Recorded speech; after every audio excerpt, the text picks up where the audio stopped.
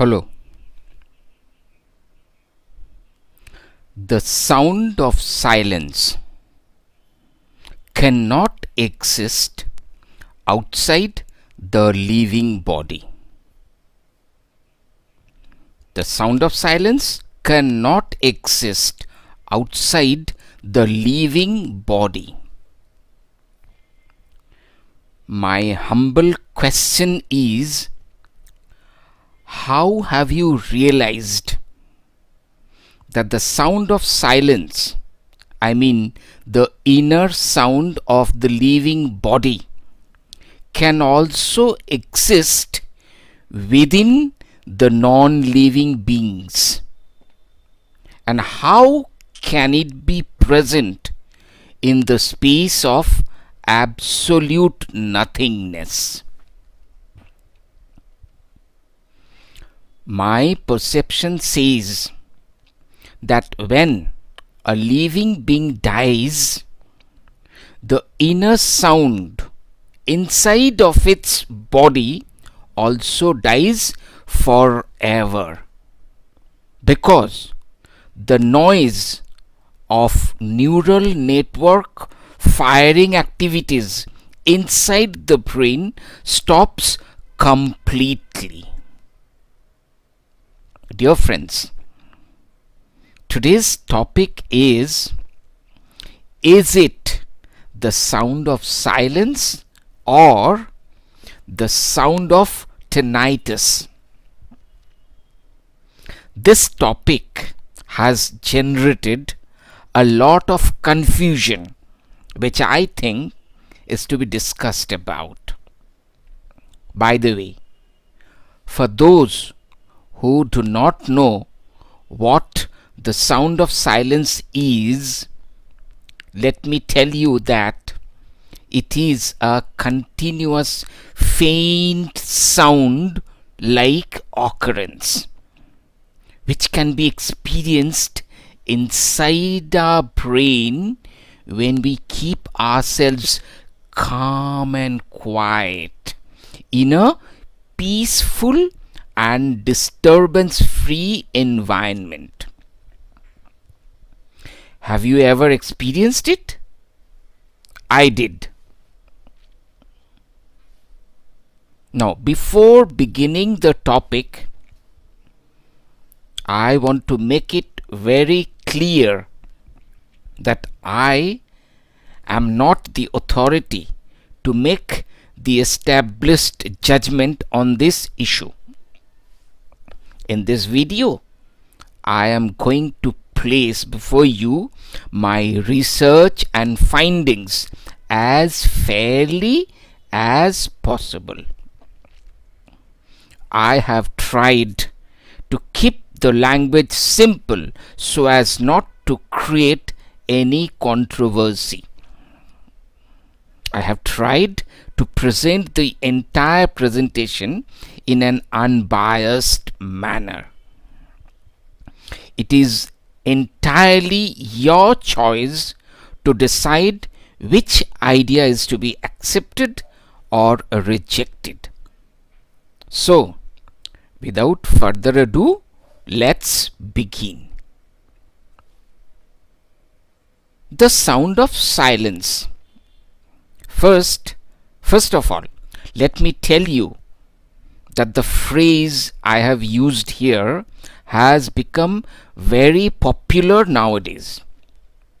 In the ancient scriptures, this has been mentioned in various names, such as Anhadnad, Shabd Brahma, Omkar, Om, the cosmic symphony, the unstruck sound, the primordial sound, even the nameless one, that is, which cannot be named, and so on.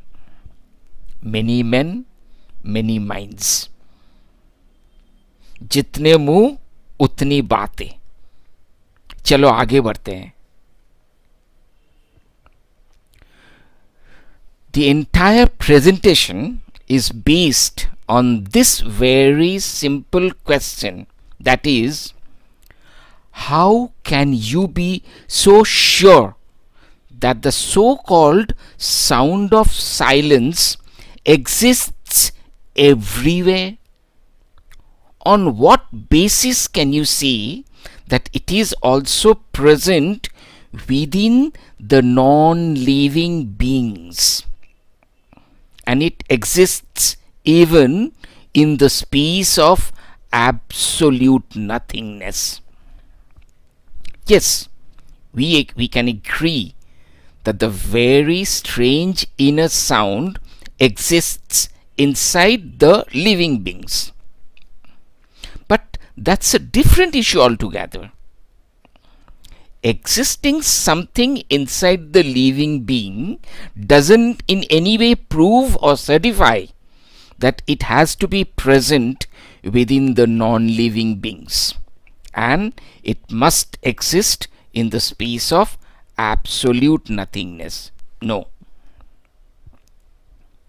We'll check all the probable factors one by one. So please stay with me till the end. I promise something exciting is definitely going to come out in the long run. I repeat that there is no doubt that the sound of silence has been acknowledged and accepted by majority of us, and that the very inner sound is present within each and every living being. No one denies the fact, but the controversy arises when it is said that it is present everywhere.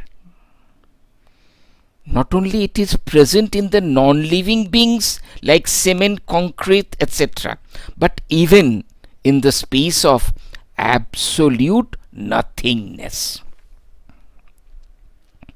According to the Hindu scriptures, the 5 great physical elements, the earth, Prithvi, the water, Jal, the fire, Tejas, the wind, Vayu, and the space, Akash, are all collectively known as the Panch Bhut or the Panch Mahabhut, the essence of all living beings. We all agree with it. But that doesn't mean that the so-called inner sound of living beings is also present in all the above 5 elements separately. A few days ago, I was reading about the comments of a very famous doctor, researcher, professor from the Department of Psychology, Neuroscience at Ontario, who says that neuron activities inside the brain generate the ringing sound, which is known as tinnitus. Now, according to the Wikipedia, tinnitus is nothing but the perception of sound when no corresponding external sound is present. Nearly everyone will experience a faint normal tinnitus in a completely quiet room. I repeat, nearly everyone will experience a faint normal tinnitus in a completely quiet room. Again, I cannot resist my temptation to share with you the explanation of another very famous award-winning audiologist of America. I cannot recite the exact saying in toto, but what I can do is try my level best to explain it in my own words, which says that even the persons who have congenital deafness, I mean those who are born deaf, they too can hear the so-called tinnitus ringing in their ears. It is also observed in the MRI scans that the persons with tinnitus have an excess firing of neurons in their brain's auditory cortex region. It is assumed that the brain generates the ringing sound, not the ear. So, it is possible that the tinnitic patients too may perceive the ringing sensation in the brain. It's a sound of continuous neurons firing inside our brain. There is an uninterrupted transmission of information occurring within our brain cells. These non-stop neuron firings within our brain cells produce a continuous flow of sound.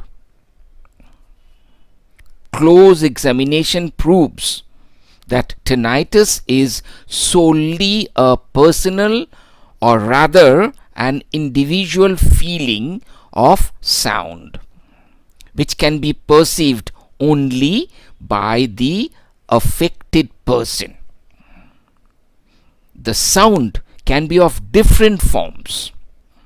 It can be like the chirping of crickets, or it may be a hissing, screeching, ringing, or even buzzing sound.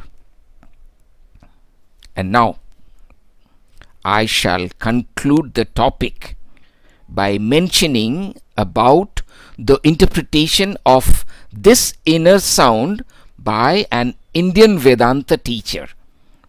Let's see what he has to say on this.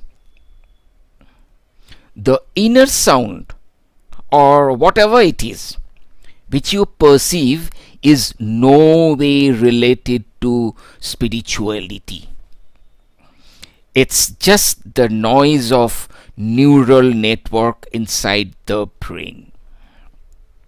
He says that he is really astounded by the fact that how can someone even connect this simple physical phenomenon with spirituality. To validate and strengthen his opinion, he cites some physical and practical examples, such as when you keep your eyes closed, even then you will feel some rays of light, which you can call as the light of darkness. If you don't keep anything inside your mouth, even then there may be a sense of taste, which you can call the taste of emptiness, etc., etc. So, according to him, it's nothing but a kind of white noise, or more precisely, a humming sound, which can be felt in extremely silent ambience. He concludes by saying that this has no relation and in no way connected to the spirituality. To call it spirituality is really an act of foolishness. Now, to conclude this topic, I remind you again that I have only presented my research and findings in front of you.